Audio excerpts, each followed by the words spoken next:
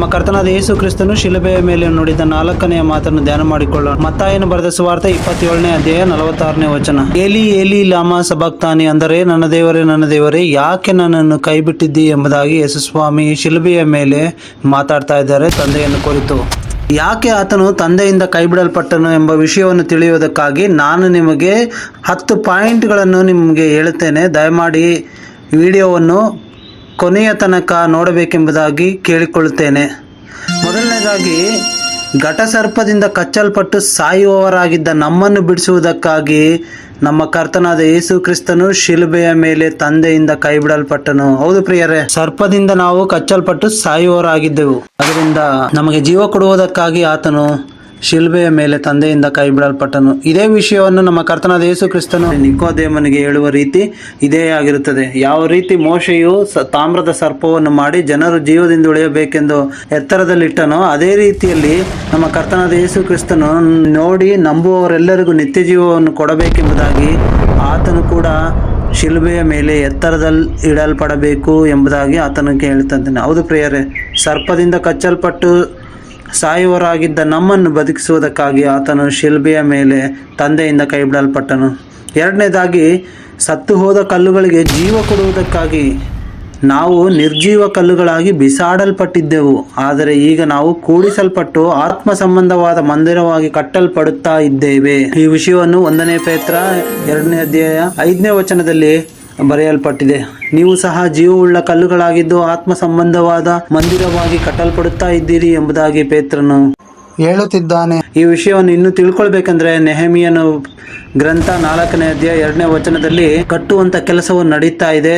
ಪೌಳಿ ಗೋಡೆ ಆ ಕಲ್ಲುಗಳೆಲ್ಲ ಬಿಸಾಡಲ್ಪಟ್ಟು ಊತು ಹೋಗಿರ್ತವೆ. ಇಂಥ ಸಮಯದಲ್ಲಿ ಇಸ್ರಾಯೇಲರ ವಿರೋಧಿಗಳು ಅವರಿಗೆ ಪಟ್ಟಣದ ರಾಶಿಯೊಳಗೆ ಉಗಿದು ಹೋದ ಕಲ್ಲುಗಳಿಗೆ ಜೀವ ಕೊಡುವರ ಎಂಬುದಾಗಿ ಅವರನ್ನು ಗೇಲಿ ಮಾಡ್ತಾ ಇದ್ದಾರೆ. ನೆಹೆಮೀಯನು ಕಲ್ಲುಗಳಿಗೆ ಜೀವವನ್ನು ಕೊಡುವ ಕೆಲಸವನ್ನು ಆತನು ಮಾಡುತ್ತಾ ಇದ್ದನು. ಅದೇ ರೀತಿ ನಮ್ಮ ಕರ್ತನಾದ ಯೇಸು ಕ್ರಿಸ್ತನು ಸಹ ನಮಗೆ ಜೀವವನ್ನು ಕೊಟ್ಟು ಮಂದಿರವಾಗಿ ಕಟ್ಟಲ್ಪಡುವುದಕ್ಕಾಗಿ ಶಿಲುಬೆಯ ಮೇಲೆ ತಂದೆಯಿಂದ ಕೈ ಬಿಡಲ್ಪಟ್ಟನು. ಮೂರನೇದಾಗಿ, ಸತ್ಯವಾದ ನಿಜವಾದ ಆಶ್ರಯ ನಗರವನ್ನು ಸಿದ್ಧ ಮಾಡುವುದಕ್ಕಾಗಿ ಆತನು ತಂದೆಯಿಂದ ಕೈ ಬಿಡಲ್ಪಟ್ಟನು. ಹೌದು ಪ್ರಿಯರೇ, ಹಳೆ ಒಡಂಬಡಿಕೆಯಲ್ಲಿ ನೋಡುವುದಾದರೆ 6 ಪಟ್ಟಣಗಳು 6 ಆಶ್ರಯ ನಗರಗಳು ಕಟ್ಟಬೇಕೆಂಬುದಾಗಿ ಮೋಶೆಯು ಯೆಹೋಶುವನಿಗೆ ಆಜ್ಞೆ ಮಾಡಿರ್ತಾರೆ. ಅದೇ ರೀತಿ ಆತನು 6 ಪಟ್ಟಣಗಳನ್ನು ನೇಮಿಸ್ತಾನೆ.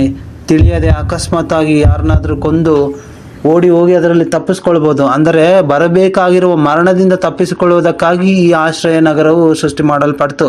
ಅದೇ ರೀತಿ ನಮಗೂ ಕೂಡ ನಮ್ಮ ಕರ್ತನಾದ ಯೇಸು ಕ್ರಿಸ್ತನನ್ನು ನಂಬುವುದರ ಮೂಲಕ ಮುಂಬರುವ ಮರಣವನ್ನು ತಪ್ಪಿಸಿಕೊಳ್ಳುವುದಕ್ಕಾಗಿ ನಮ್ಮ ಕರ್ತನಾದ ಯೇಸು ಕ್ರಿಸ್ತನು ನಮಗೋಸ್ಕರ ಸತ್ಯವಾದ ಆಶ್ರಯ ನಗರವಾಗಿದ್ದಾನೆ. ಈ ವಿಷಯವು ಯೆಹೋಶುವನ ಗ್ರಂಥ 20ನೇ ಅಧ್ಯಾಯ 1:9ರಲ್ಲಿ ಬರೆಯಲ್ಪಟ್ಟಿದೆ. ಪ್ರಿಯರೇ, ಈ ಆಶ್ರಯ ನಗರವನ್ನು ಸಿದ್ಧ ಮಾಡಿ ನಮ್ಮನ್ನು ರಕ್ಷಿಸುವುದಕ್ಕೋಸ್ಕರ ಆತನು ಶಿಲುಬೆಯ ಮೇಲೆ ಕೈ ಬಿಡಲ್ಪಟ್ಟನು. 4ನೇದಾಗಿ, ನಮ್ಮ ಹೆಸರುಗಳನ್ನು ಜೀವಬಾಧ್ಯರ ಪಟ್ಟಿಯಲ್ಲಿ ಬರೆಯುವುದಕ್ಕಾಗಿ ಆತನು ತಂದೆಯಿಂದ ಕೈ ಬಿಡಲ್ಪಟ್ಟು ಶಿಲುಬೆಯ ಮರಣವನ್ನು ಅನುಭವಿಸಿದನು. ಪ್ರಿಯರೇ, ಯಾಕೆಂದರೆ ಜೀವಬಾಧ್ಯರ ಪಟ್ಟಿಯಲ್ಲಿ ಯಾರ್ಯಾರ ಹೆಸರು ಇಲ್ಲವೋ ಅವರೆಲ್ಲರೂ ಬೆಂಕಿಯ ಕೆರೆಗೆ ದೊಬ್ಬಲ್ಪಟ್ಟರು ಎಂಬುದಾಗಿ ನಾವು ನೋಡ್ತೇವೆ. ಆದ್ದರಿಂದ ಬೆಂಕಿಯ ಕೆರೆಗೆ ದೊಬ್ಬಲ್ಪಡದೆ ಜೀವಬಾಧ್ಯರ ಪಟ್ಟಿಯಲ್ಲಿ ನಾವು ನಮ್ಮ ಹೆಸರು ಬರೆಯೋದಕ್ಕಾಗಿ ಉಚಿತವಾಗಿ ನಮಗೆ ರಕ್ಷಣೆಯನ್ನು ಕೊಡುವುದಕ್ಕಾಗಿ ಆತನು ಶಿಲುಬೆಯ ಮೇಲೆ ಮರಣವನ್ನು ಅನುಭವಿಸಬೇಕಾಯಿತು. ಲೂಕನು ಬರೆದ ಸುವಾರ್ತೆ 10ನೇ ಅಧ್ಯಾಯ 20ನೇ ವಚನದಲ್ಲಿ ಯೇಸು ಸ್ವಾಮಿ ತನ್ನ ಶಿಷ್ಯರಿಗೆ ಹೇಳುವುದೇನೆಂದರೆ, ದೆವ್ವಗಳು ನಮಗೆ ಅಧೀನವಾಗಿವೆ ಎಂದು ಸಂತೋಷ ಪಡದೆ ನಿಮ್ಮ ಹೆಸರುಗಳು ಪರಲೋಕದಲ್ಲಿ ಬರೆದಿವೆ ಎಂದು ಸಂತೋಷ ಪಡಿರಿ ಎಂಬುದಾಗಿ. ಹೌದು ಪ್ರಿಯರೇ, ನಮ್ಮ ಹೆಸರುಗಳು ಬರೆಯಲ್ಪಟ್ಟಿವೆ, ಅದಕ್ಕೋಸ್ಕರ ನಾವು ಸಂತೋಷ ಪಡಬೇಕು. ಇದಕ್ಕೋಸ್ಕರ ನಮ್ಮ ಕರ್ತನಾದ ಯೇಸು ಕ್ರಿಸ್ತನು ಶಿಲುಬೆಯ ಮೇಲೆ ತಂದೆಯಿಂದ ಕೈ ಬಿಡಲ್ಪಟ್ಟನು. 5ನೇದಾಗಿ, ಆತ್ಮೀಕ ಯಜ್ಞವನ್ನು ಸಮರ್ಪಿಸುವುದಕ್ಕಾಗಿ ರಾಜವಂಶಸ್ಥರಾದ ಯಾಜಕರನ್ನಾಗಿ ಮಾಡುವುದಕ್ಕಾಗಿ ಆತನು ಶಿಲುಬೆಯ ಮೇಲೆ ತಂದೆಯಿಂದ ಕೈ ಬಿಡಲ್ಪಟ್ಟನು. ನಾವು ಆತ್ಮೀಕ ಯಜ್ಞವನ್ನು ಸಮರ್ಪಿಸುವುದಕ್ಕಾಗಿ ರಾಜವಂಶಸ್ಥರಾದ ಯಾಜಕರು. ಯಾಕೆಂದರೆ ಹಳೆ ಒಡಂಬಡಿಕೆಯಲ್ಲಿ ನಾವು ನೋಡುವುದಾದರೆ ಯಾಜಕರಾದರೆ ಅವರು ಲೇವಿ ಗೋತ್ರದಿಂದ ಬಂದರು ಮತ್ತು ರಾಜರಾದರೆ ಯೂದ ಗೋತ್ರದಿಂದ ಬಂದಿದ್ದನ್ನು ನಾವು ಕಾಣ್ತೇವೆ. ಎರಡೂ ಉದ್ಯೋಗಗಳು ಒಬ್ಬರಿಗೆ ಕೊಡಲ್ಪಡಲಿಲ್ಲ. ಆದರೆ ನಮ್ಮ ಕರ್ತನಾದ ಯೇಸು ಕ್ರಿಸ್ತನ ಮೂಲಕ ಎರಡೂ ಉದ್ಯೋಗವು ನಮಗೆ, ಅಂದರೆ ನಿಜವಾದ ಕ್ರೈಸ್ತರಿಗೆ, ಯೇಸು ಸ್ವಾಮಿಯನ್ನು ನಂಬಿದ ನಿಜವಾದ ಕ್ರೈಸ್ತರಿಗೆ ಕೊಡಲ್ಪಟ್ಟಿದೆ. ಪ್ರಿಯರೇ, ಈ ವಿಷಯವನ್ನು 1ನೇ ಪೇತ್ರ 2ನೇ ಅಧ್ಯಾಯ 9ನೇ ವಚನದಲ್ಲಿ ನೀವು ರಾಜವಂಶಸ್ಥರಾದ ಯಾಜಕರಾಗಿದ್ದೀರಿ ಎಂಬುದಾಗಿ ಪೇತ್ರನು ಸಂಬೋಧಿಸ್ತಾ ಇದ್ದಾನೆ. ಅದಕ್ಕೋಸ್ಕರ ರಾಜವಂಶಸ್ಥರಾದ ಯಾಜಕರನ್ನಾಗಿ ಮಾಡುವುದಕ್ಕಾಗಿ ಆತನು ಶಿಲುಬೆಯ ಮೇಲೆ ದೇವರಿಂದ ಕೈ ಬಿಡಲ್ಪಟ್ಟನು ಪ್ರಿಯರೇ. ಆರನೇದಾಗಿ ಮರಣದ ಬಾಗಿಲನ್ನು ನಮಗೋಸ್ಕರ ಉರುಳಿಸುವುದಕ್ಕಾಗಿ ಆತನು ಶಿಲುಬೆಯ ಮೇಲೆ ಕೈ ಬಿಡಲ್ಪಟ್ಟನು. ಮರಣದ ಬಾಗಿಲು ಬಹಳಷ್ಟು ಜನರನ್ನು ಬಂಧಿಸಿಬಿಟ್ಟಿತು. ಮರಣವು ಬಹು ಬಲವುಳ್ಳದ್ದು ಎಂಬುದಾಗಿ ನಾವು ನೋಡ್ತೇವೆ. ಅದರ ಬಾಗಿಲನ್ನು ಉರುಳಿಸುವವರು ಯಾರು ಇರಲಿಲ್ಲ.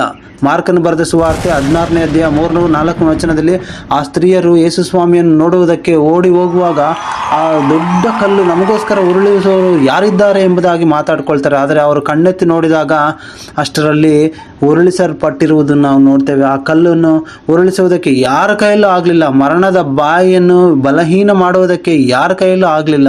ಆದರೆ ನಮ್ಮ ಕರ್ತನಾದ ಯೇಸು ಕ್ರಿಸ್ತನು ನಮಗೋಸ್ಕರ ಆ ಒಂದು ಮರಣದ ಬಾಗಿಲನ್ನು ಬಲಹೀನ ಮಾಡಿ ಉರುಳಿಸಿಬಿಟ್ಟಿದ್ದಾನೆ. ಈಗ ಯಾರು ಬೇಕಾದರೂ ಹೊರಗಡೆ ಬರ್ಬೋದು. ಮರಣವು ಇನ್ನು ಬಂಧಿಸುವುದಕ್ಕೆ ಸಾಧ್ಯವೇ ಇಲ್ಲ. ಅದಕ್ಕೋಸ್ಕರ ನಮ್ಮ ಕರ್ತನಾದ ಯೇಸು ಕ್ರಿಸ್ತನು ಶಿಲುಬೆಯ ಮೇಲೆ ತಂದೆಯಿಂದ ಕೈ ಬಿಡಲ್ಪಟ್ಟು ಈ ಮರಣವನ್ನು ಅನುಭವಿಸಿದನು. 7ನೇದಾಗಿ ಸತ್ತ ಮರುಭೂಮಿಯಲ್ಲಿರುವ ನಮಗೆ ಜೀವಕರವಾದ ನೀರನ್ನು ನಮಗೆ ಕೊಡುವುದಕ್ಕಾಗಿ ಆತನು ಶಿಲುಬೆಯ ಮರಣವನ್ನು ಅನುಭವಿಸಬೇಕಾಯಿತು ಪ್ರಿಯರೇ. ಮರುಭೂಮಿಯಲ್ಲಿ ಇಸ್ರಾಯೇಲರ ಜೀವನ ಚರಿತ್ರೆಯನ್ನು ನಾವು ನೋಡುವಾಗ ಅವರು ಐಗುಪ್ತ ದೇಶದಿಂದ ಹೊರಟು ಬರುವಾಗ ಶೂನ್ಯವೂ ಭಯಂಕರವೂ ಆಗಿರುವ ಮರಳುಗಾಡಿನಲ್ಲಿ ದೇವರು ಬಂಡೆಯನ್ನು ಸೀಳಿ ಜೀವಕರವಾದ ನೀರನ್ನು ದಯಪಾಲಿಸಿ ಅವರ ಪ್ರಾಣಗಳನ್ನು ಕಾಪಾಡಿದನು. ಅದೇ ರೀತಿ ನಮ್ಮ ಕರ್ತನಾದ ಯೇಸು ಕ್ರಿಸ್ತನು ನಿಜವಾದ ಆತ್ಮಿಕ ಬಂಡೆಯಾಗಿದ್ದು ನಮಗೆ ಜೀವವುಳ್ಳ ನೀರನ್ನು ಕೊಡುವವನಾಗಿದ್ದಾನೆ.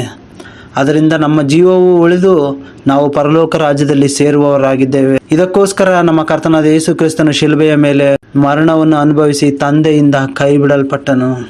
8ನೇದಾಗಿ ನಮ್ಮ ಮೇಲೆ ದೋಷಾರೋಪಣೆ ಮಾಡಿದ ಪತ್ರವನ್ನು ಕೆಡಿಸುವುದಕ್ಕಾಗಿ ಆತನು ಶಿಲುಬೆಯ ಮರಣವನ್ನು ಅನುಭವಿಸಬೇಕಾಯಿತು. ಈ ವಿಷಯವನ್ನು ಕೊಲೊಸ್ಸೆಯವರಿಗೆ ಬರೆದ ಪತ್ರಿಕೆ 2ನೇ ಅಧ್ಯಾಯ 14ನೇ ವಚನದಲ್ಲಿ ಸ್ಪಷ್ಟವಾಗಿ ಬರೆಯಲ್ಪಟ್ಟಿದೆ.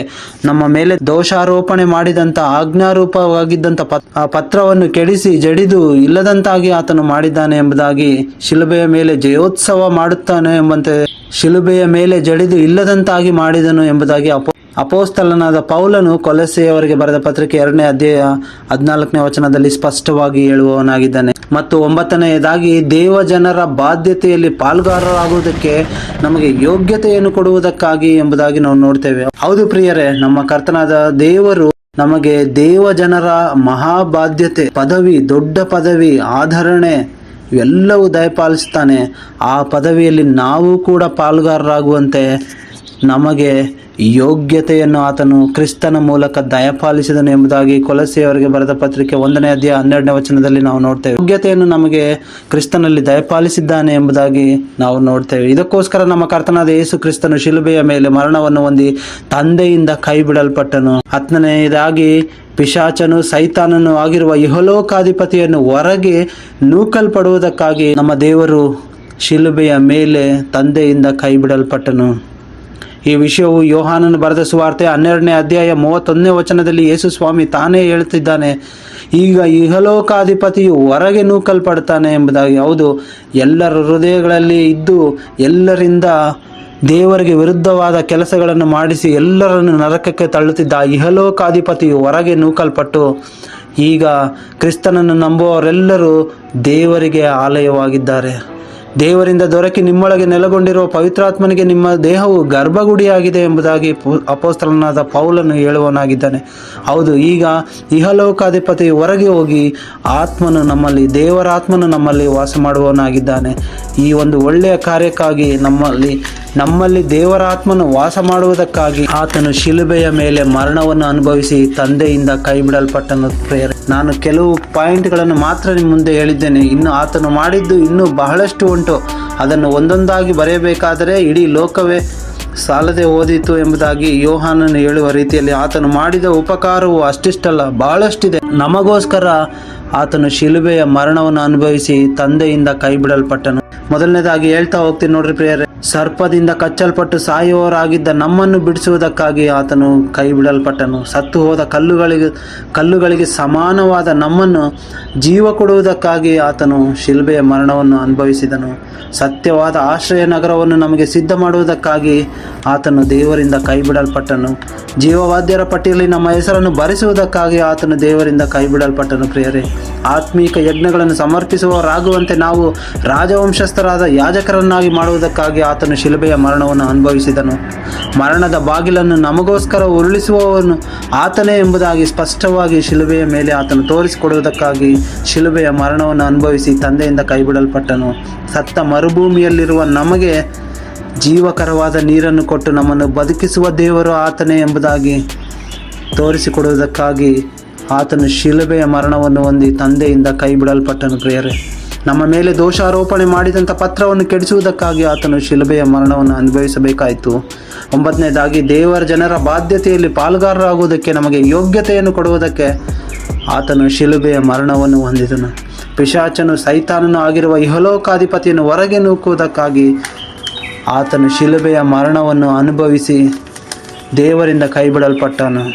ನಮ್ಮ ಕರ್ತನಾದ ಯೇಸು ಕ್ರಿಸ್ತನ ಶಿಲುಬೆಯ ಮೇಲೆ 4ನೇ ಮಾತು, ನನ್ನ ದೇವರೇ, ನನ್ನ ದೇವರೇ, ಯಾಕೆ ನನ್ನನ್ನು ಕೈಬಿಟ್ಟಿದ್ದಿ ಎಂಬುದಾಗಿ ಆತನು ಬೋಧಿಸುವನಾಗಿದ್ದಾನೆ. ನಮ್ಮ ಕರ್ತನಿಗೆ ಗೊತ್ತು, ಆತನಿಗೆ ಗೊತ್ತಿಲ್ಲ ಎಂಬುದಾಗಿ ಅಲ್ಲ, ನಮಗೋಸ್ಕರ ಆ ಮಾತನ್ನು ಹೇಳುತ್ತಿದ್ದಾನೆ. ನಾವು ತಿಳ್ಕೊಳ್ಬೇಕು ಆತನು ಶಿಲುಬೆಯ ಮರಣವನ್ನು ಹೊಂದುವುದಕ್ಕೆ ಏನು ಕಾರಣ ಎಂಬುದಾಗಿ ನಾವು ತಿಳ್ಕೊಳ್ಳಲಿಕ್ಕೆ ಆತನು ಈ ಮಾತುಗಳನ್ನು ಶಿಲುಬೆಯ ಮೇಲೆ ನುಡಿತಾ ಇದ್ದಾನೆ. ಪ್ರಿಯರೇ, ಇಸ್ರಾಯೇಲ್ಯರು ಪಾಪ ಮಾಡಿ ದೇವರಿಂದ ದೂರ ಹೋದರು. ದೇವರು ಅವರನ್ನು ಬಿಟ್ಟು ದೂರ ಹೋಗಿದ್ದಾರೆ. ಪ್ರಿಯರೇ, ಯೆಶಾಯನ ಪ್ರವಾದನೆಯಲ್ಲಿ ಬರೆದಿರುವ ಪ್ರಕಾರ, ಯೆಹೋವನ ಕೈ ರಕ್ಷಿಸಲಾರದಂಥ ಮೋಟುಗೈಯಲ್ಲ, ಆತನ ಕಿವಿ ಕೇಳಲಾರದ ಕಿವುಡಲ್ಲ ಎಂಬುದಾಗಿ ಇದೆ. ನಿಮ್ಮ ಪಾಪಗಳೇ ನಿಮ್ಮನ್ನು ದೇವರಿಂದ ಅಗಲಿಸುತ್ತಾ ಬಂದಿವೆ ಎಂಬುದಾಗಿ. ಇಸ್ರಾಯೇಲರು ಪಾಪ ಮಾಡಿದರು, ಅವರನ್ನು ಬಿಟ್ಟು ದೇವರು ದೂರ ಹೋದರು. ಆದರೆ ನಮ್ಮ ಕರ್ತನಾದ ಯೇಸು ಕ್ರಿಸ್ತನು ಯಾವ ಪಾಪವನ್ನು ಮಾಡಲಿಲ್ಲ, ಆತನಲ್ಲಿ ಯಾವ ವಂಚನೆಯೂ ಸಿಕ್ಕಲಿಲ್ಲ, ಆತನ ಬಾಯಲ್ಲಿ ಯಾವ ಕಪಟವೂ ಇಲ್ಲ. ಆತನು ನಿರ್ದೋಷಿ, ನಿಷ್ಕಳಂಕನು, ಪಾಪಿಗಳಲ್ಲಿ ಸೇರದೆ ಪ್ರತ್ಯೇಕವಾಗಿದ್ದಂಥ ಪರಿಶುದ್ಧ ದೇವರು ಆತನನ್ನು ದೇವರು ಕೈ ಬಿಡಲು ಕಾರಣ ಇದೆ. ಪ್ರಿಯರೇ, ದೇವರು ನಿಮ್ಮನ್ನು ಆಶೀರ್ವಾದಿಸಲಿ. ಆಮೇನ್.